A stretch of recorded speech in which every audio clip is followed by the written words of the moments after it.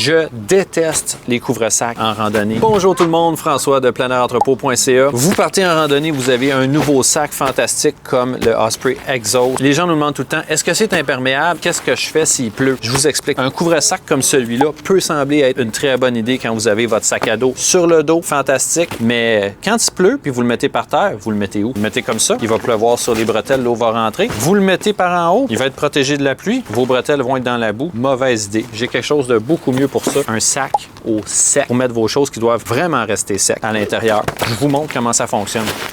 Meilleure façon de se préparer pour une grosse journée de pluie battante en randonnée. Premièrement, prenez votre sac au sec.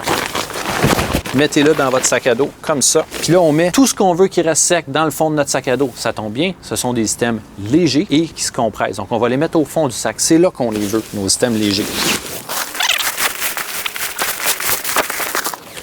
Deuxième chose qu'on veut avoir quand on arrive dans sa tente au campement le soir, notre matelas de sol, notre oreiller Nemo le plus confortable de l'univers. Vous avez un extra paire de bas, vous avez une tuque pour dormir le soir, vous avez des sous-vêtements en laine mérino. Mettez-les à l'intérieur, c'est le temps. Par la suite, tout ce qu'on fait, on compresse dans le fond du sac.